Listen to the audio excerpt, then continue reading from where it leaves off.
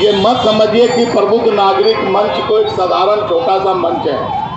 यहाँ सभी राजनीतिक दल एक साथ सम्मिलित हैं। सभी जाति, संप्रदाय, गिरिडीह के समाज, महिला, पुरुष, सभी धर्म के लोग एक साथ एकत्रित होकर के और इस घटना का उद्भेदन करने का मांग सरकार से कर रहे हैं। बहुत अफसोस का बात है, अखबार के माध्यम से जो बातें मालूम हुई उसको पढ़ने के बाद तो और भी दुख हो रहा है। 11 तारीख को मैं यहाँ से सरिया गया था कोई कार्यक्रम में। वहाँ सरिया में दर्जनों लोग मुझसे मिले और उन्होंने विशाल सिंह के हत्या के बारे में जानकारी हासिल करने की कोशिश की। क्या हुआ, क्या हो रहा है, कहाँ तक पुलिस पहुँची।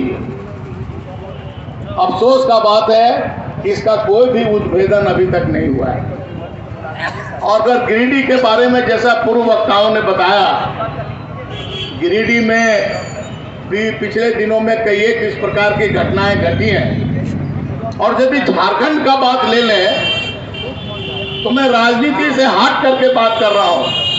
आज गढ़वा में अखबार के माध्यम से जानकारी मिली कि एक बच्ची का हत्या हुआ है और उस बच्ची का न सिर्फ हत्या हुआ बल्कि लोहे के गर्म राड से उसके जगह जगह पर उसको जलाया गया और उसके प्राइवेट पार्ट में उस गर्म लोहे को घुसा करके उसकी मृत्यु कर दी गई। ये अपराधी किस प्रकार से बढ़ रहे हैं, क्या मानसिकता है कि गिरिडीह में एक नौजवान, एक बच्चा जिसकी हत्या हुई और जिसका लाश खंडोली के पास मिला। पिछले कुछ दिनों में खंडोली में उस इलाके में और भी कई एक लाश मिला। शहर के अन्य जगहों पर भी इस प्रकार की घटनाएं घट रही हैं। लेकिन ऐसा मालूम हुआ कि एसआईटी बनी, एसआईटी में बड़े बड़े पदाधिकारी गए और सारे लोगों ने इन्वेस्टिगेशन किया। अखबार के माध्यम से जानकारी मिल रहा है कि बहुत कुछ सफलता भी मिली। लोगों ने उस मृतक का जो फोन है उस फोन को भी उपलब्ध किया और उससे भी जानकारी हासिल की। कोई दवा दुकान वाला है, उस दवा दुकान से भी गवाही ली गई। बहुत सी जानकारी मिली, बावजूद इसके 0 सन्नाटा। पुलिस कुछ भी कहने से चुप है। ये यहाँ के प्रशासन के लिए, चाहे वो पुलिस प्रशासन हो, चाहे जनरल प्रशासन हो, चाहे झारखंड की सरकार हो, इस सारे लोगों के लिए शर्म का विषय है।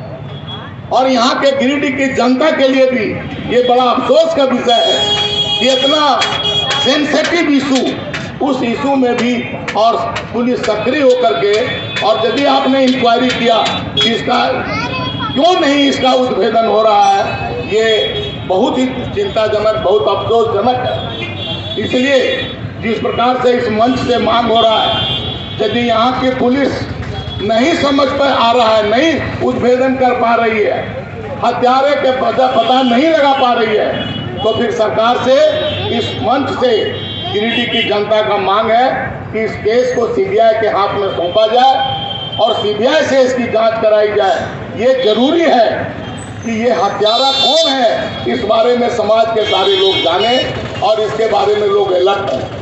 और जो दर्दनाक घटना किसी एक परिवार के साथ घटा है, ये दोबारा इस जगह पर और दूसरे परिवार को इस प्रकार का दुख सहने का मौका फिर नहीं मिले, ऐसा सरकार से हमारा निवेदन है। हम माननीय मुख्यमंत्री जी, आप तो नौजवान हैं, आप कहते हैं हम जो कहते हैं तो करते हैं, तो आपको ये कहना चाहिए अपने पुलिस को, अपने प्रशासन को कि इस प्रकार के दुखद घटना में सक्रिय होकर के पुलिस इसको, जो हत्यारा है, उसको पकड़े और उसको सजा दिलाए। यहाँ कोई राजनीतिक बात नहीं है। यहाँ हमारे अभी पूर्व विधायक जयप्रकाश जी ने भी कहा कि वो मुख्यमंत्री से जा करके इस विषय में बात करेंगे और उनसे भी आग्रह करेंगे इसको सक्रियता के साथ इसके पता लगाया जाए और हत्यारों को पकड़ा जाए। मैं पुनः सरकार से ये मांग करता हूँ कि या तो यहाँ की पुलिस हत्यारा को पकड़े, जो भी जानकारी आया है उस जानकारी के अनुसार लोगों को ये पता चले कि वो कौन है जिसने हत्या किया है, और अगर नहीं पता लगा सकते हैं तो सरकार को चाहिए कि इसको सीबीआई के हाथ में इस केस को दिया जाए और सीबीआई इसको पता लगा करके इसका उद्भेदन करे, हत्यारों को पकड़ा जाए, उस पर कानूनी कार्रवाई हो, उसको फांसी की सजा हो। ये हम सबों की मांग है। और जो मृतक परिवार हैं उस मृतक परिवार को भी इसको कंपनसेट करने के लिए सरकार के तरफ से उचित मुआवजा दिया जाए। वो इंजीनियर का छात्र था, इंजीनियरिंग पढ़ रहा था, ऐसे समय में उस परिवार को तो मुआवजा दिया जाए ताकि उसके परिवार को कुछ सांत्वना हो, हत्यारों को पकड़ करके उसको सजा दिया जाए ताकि उसको न्याय मिले। इन्हीं शब्दों के साथ मैं अपनी बात को विराम करता हूँ। जय हिंद, जय भारत, जय झारखंड।